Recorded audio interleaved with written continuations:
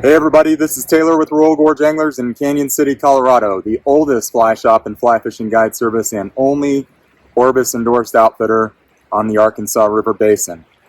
Thanks so much for viewing today. Just wanted to pop in and spill a little bit of knowledge about caddis on the Arkansas River and how that works. It is now April, and that means we're all starting to think caddis, and that includes the trout population. Really, right now, here in early April, the trout population is focused on free-swimming caddis larvae and case caddis, even going as far to scrub rocks and tree limbs and things of that nature to feed on those case caddis. Now, when I say case caddis, that is our Brachycentrus occidentalis caddis, and that is the caddis that we think of when we think Mother's Day caddis hatch. Just to set the record straight, the caddis hatch activity begins around tax day on the Arkansas River. So mark your calendars, around mid-April, we will begin to see hatch activity, full life cycle caddis activity in the Canyon City area. And then it will move progressively upstream based on the air temperature, the weather, and that corresponding water temperature. What's required is those caddis need to incubate for a couple of weeks, and that case caddis will actually close its case for several weeks, which has already begun to happen here in the Canyon City area. And after that incubation time, once the water temperature is right in the correct zone, which is typically that 53, 54 degree plus water temperature, likely you're going to see those heavier hatches on those warm, sunny days, typically because that water temperature increases rapidly into that mid-50 category. And so once we start to see those variables all line up, the incubation, the water temperature, direct sunlight playing a huge part, then we start to see those heavier brachy caddis hatches occur. And so it makes sense that it would move upstream from Canyon City, where the water temperature gets warmer faster, lower elevation, and then move upstream from there. And so we will see heavier caddis activity around that Mother's Day time period up near Salida and typically above Salida at that point in time. So that's how the hatch progresses. Now, it's key for anglers to understand, how can we be very, very successful during this window of time from mid-April through runoff, say, which is late May typically on the Arkansas Freestone. How can we be successful focusing on this caddis life cycle activity? Typically what I tell people is we've got to understand what's going on just like any other bug activity. Do we see caddis in the air? Do we not? That's the number one thing to think about, right? If we're not seeing live hatch activity, typically I'm going to focus on that obvious area of the water column, which would be on that caddis larva on the substrate, or the caddis pupa, which is that emergent category. If I see a few caddis popping around, those could be egg layers, which are the female caddis that hatched the day prior or several days prior and are returning to the river. You'll see them and recognize those egg layers as dotting the surface. Okay, you'll see them popping up and down. They're trying to oviposit that egg sac and basically rip that egg sac off their body into the water column. So that's easy to recognize for anglers. But say we're out there in the morning or mid-afternoon, midday, and I see a few caddis out, just flying, but I'm not seeing fish key to them on the surface. Well, that's a cue for me as an angler to really focus on that mid-water column activity, because there is caddis hatch activity. However, I don't see fish keyed to them on the surface. And so I will automatically, as a guide, go to that caddis pupa pattern, whether I fish it deep, maybe fish it under a dry, under a PMX, or a small chubby, micro chubby, or sometimes under a caddis dry. If I see a few sporadic rises, I'll throw a caddis dry and a weighted caddis pupa underneath on a long drop. That way I have both areas of the water column, subsurface film, surface, and mid-water column covered with my rig. So how we rig and how we approach the river and the fish is all based on what we visually are seeing going on out there, right? What do we see going on with the bug activity? If we're not seeing much, we're staying in that larva category, maybe a caddis pupa, caddis larva combo, and then we're migrating through, up the water column as water temperature increases and we begin to see more hatch activity. You cannot forget to take advantage of those other bugs during caddis season.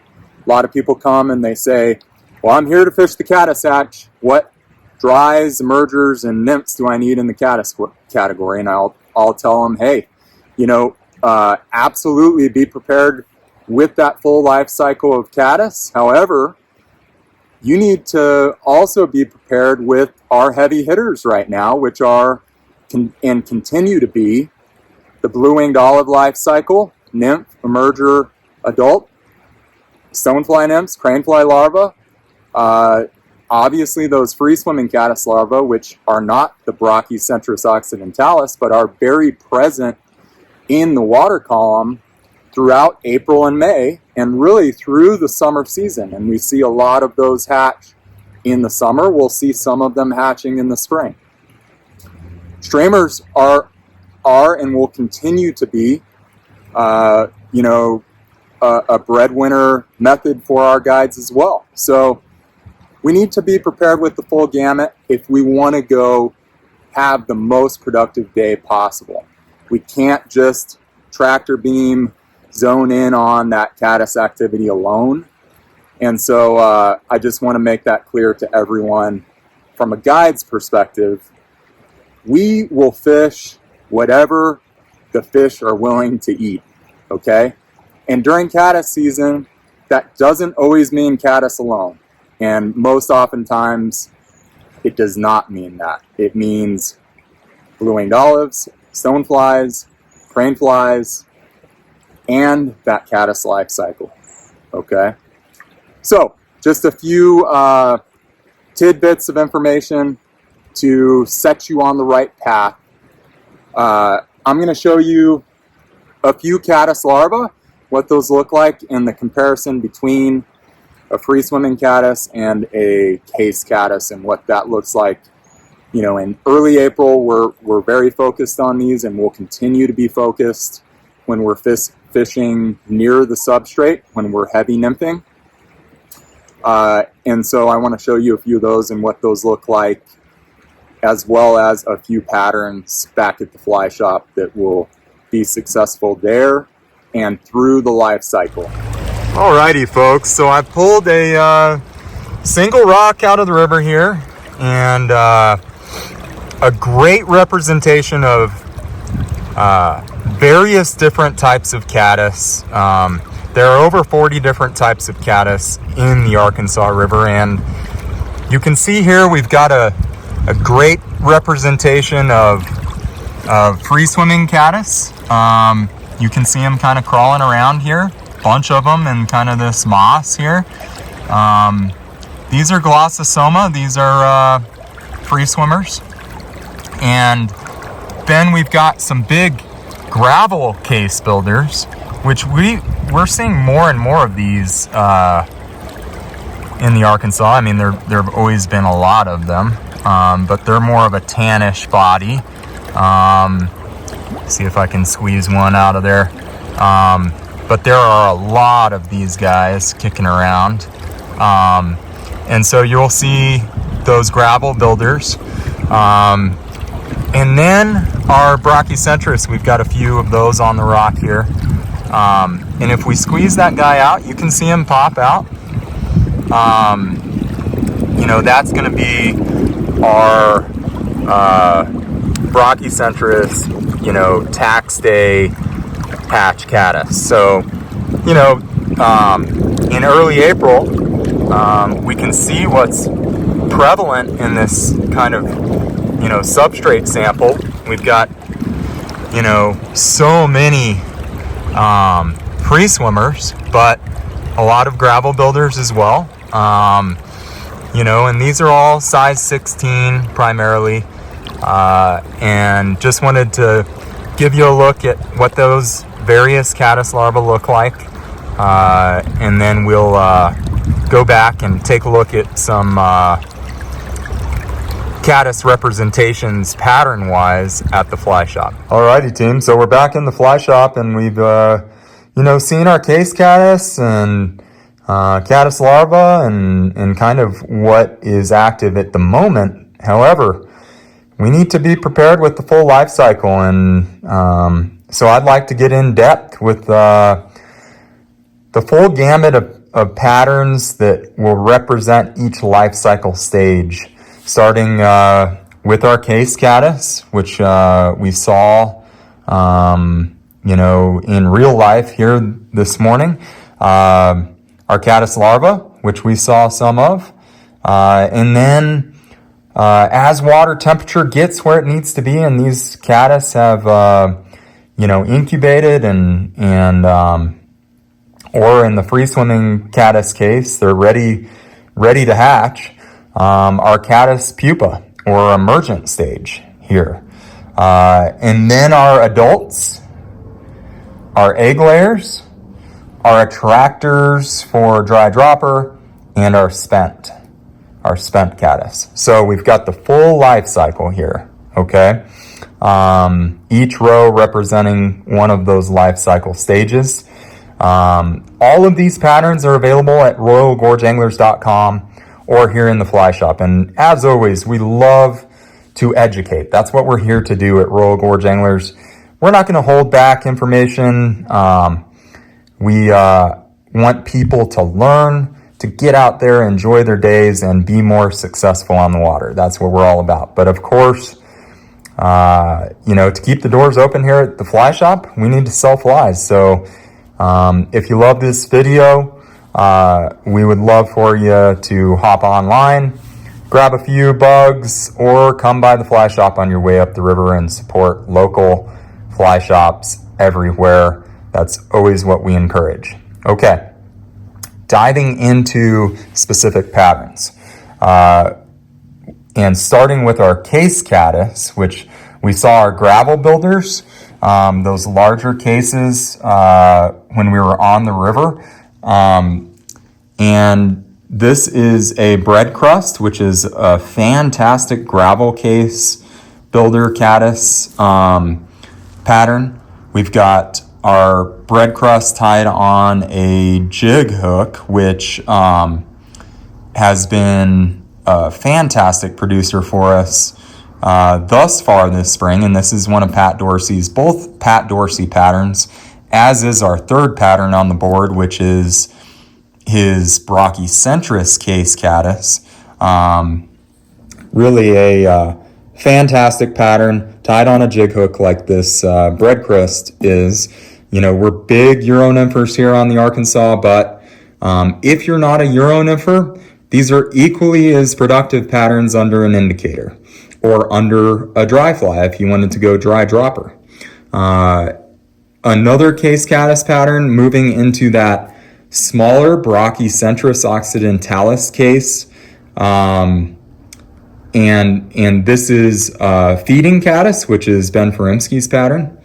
And then one of our true breadwinners throughout the year, the blowtorch, which is an attractor, but definitely, a case caddis could be also crossover into the caddis emerger or caddis pupa category. Moving over to our actual caddis larvae that are, either crawling on the substrate or kicked up into the water column. We've got our tube caddis larva, which is a size 16 tied on a 200R, so a long body, great representation for that free swimming caddis that we saw today. Our antifreeze caddis, which is a great Euro-nymphing style fly, but another caddis larva, caddis pupa crossover. GTI caddis, which is a fan favorite here in that free swimming caddis larva category. And then moving into our Brachycentrus caddis larva, which will be very, very present in the water column throughout the spring as we move into that heavy caddis activity mid-April through the month of May. This is just a standard tungsten bead caddis larva. Very simple, but an effective, tried and true pattern. And Shea Gunkel's roller caddis, which has been a standby here on this river, was designed for the Arkansas. Fantastic fly. These are both 16s and 18s. That's what we like size-wise on the brockies. Moving into the emergent caddis, which for me is the most important caddis life cycle stage during heavy caddis activity. Because if we think about it, we really are going to find more fish in the middle of the water column feeding heavily than anywhere else during heavy caddis activity. If you see a large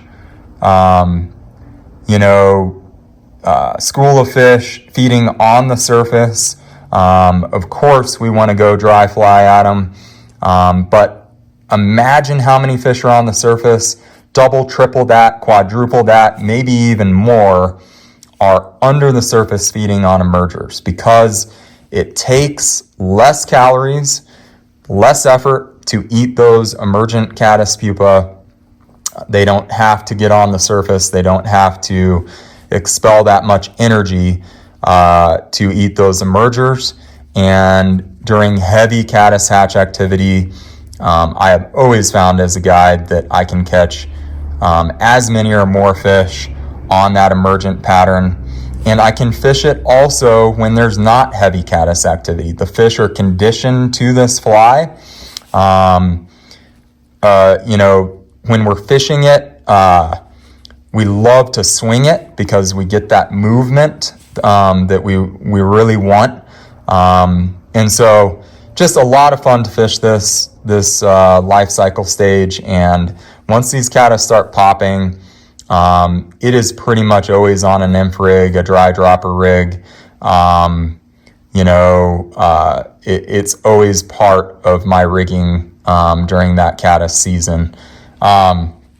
Starting up here up top, kryptonite caddis, which is Juan Ramirez's pattern, a nitro caddis, which has been a breadwinner for us and is actually already fishing well here. A sweet meat caddis, this is Garrison Doctor's pattern, tied on a jig hook. Again, just showing you some Euro-nymphing style flies as well. Hot wire, Ken Morish's hot wire caddis pupa, okay? And then some unweighted caddis pupa. So if we have a lot of fish up in the water column, high up in the water column or in the subsurface film, I can throw this behind a parachute caddis or a high-vis caddis and really focus on that subsurface film activity, sink it just a little bit under the surface. This is Gary LaFontaine's deep sparkle pupa, which we love in a beadhead as well. And then the graphic caddis, which is John Barr's and a breadwinner on this river. Moving into our adult hatch matching caddis, okay? Like with anything else, I need my client to see the fly. If we can't see the fly, if that fly is not floating, we're not catching fish. So better foam caddis up top. This is Larry Kingree's and has been the best foam caddis pattern on this river for 20, 30 years. It is a wrapped foam body, so it doesn't flip over on its back. That's key. The high-rise caddis, which is a high-vis foam body caddis pattern, fantastic fly here. And the fin fetcher, which is becoming one of my favorite parachute caddis patterns, probably my favorite caddis pattern last year during the caddis hatch. Moving into our egg layers, which, like I said before, stream side is that female caddis coming back to the river to oviposit that egg sac to complete the life cycle, get those eggs back in the river for that next year's caddis population. Simply the egg-laying caddis. That's this guy right here, actually. Sorry, pointed to the wrong one. That's the egg layer caddis. You can see it's got that hot green butt. That's what we're looking for to represent that egg sac. And then the Mother's Day caddis, which has that green bead in the butt. This is a fantastic fly as well, okay? You'll see those egg layers on the river in the morning and the evening typically. Low light time periods, that's when they return to the river after they've mated the previous day or several days before that. For dry dropper fishing, I like foam-bodied attractors, but small, that could represent a caddis as well, whether it's a free-swimming caddis adult or a Brockie caddis adult. This is a micro chubby, which we love. We've got several different colors. Again, it's got that flashy tail for an egg layer as well. And then the hippie stopper, size 14, 16, one of our primaries. You can throw a beadhead emerger underneath, you could throw a caddis larva underneath, a blowtorch, you name it, and it's gonna support it, you're gonna see it. Spent caddis, this is that dead egg-laying caddis, just the wings basically, what's left of the body after the egg sac gets torn out. And these can pile up in foam lines and kind of stack up, and fish will find them in those foam lines and in seams and banks after heavy caddis hatches, and they will pile up in those kind of back eddy seams, foam lines, and start eating these spents. So this is called a sitting duck, and one of my favorite spent patterns. So again, folks, pretty in-depth look at caddis patterns. We very much appreciate your support on, if you do need any of these flies, to stop by the fly shop or give us a call. We'd be happy to put together a caddis selection for you as well, or any individual patterns you want to try. We can mail those out. Mail orders are great. They're all on the website at royalgorgeanglers.com. As well, we do have a caddis selection available on our website in the fly selection category. And so you name it, great ways to get your hands on these before the caddis activity. Thanks so much for viewing today. We very much appreciate your support. Please stop by the fly shop or give us a call if you'd like to book a trip and learn more about caddis activity on the Arkansas, which absolutely is a famed hatch on this river. Well, very well known for many, many years. But do remember, like I said, streamside, don't forget those other bugs during April and May that will continue to catch fish for you in the BWO category, stonefly nymphs, crane flies, you name it. They will continue to produce for you. Revisit our previous video report on those patterns and how to rig those and fish them, or call us 888-994-6743 if you have any questions on products, flies, guide trips, you name it. We are the only Orvis endorsed outfitter and oldest guide service on the river. We'd love to take you out for a day on the water, and we've got some great weeks ahead of us until runoff in late May. Thanks so much for viewing. Have fun on the water.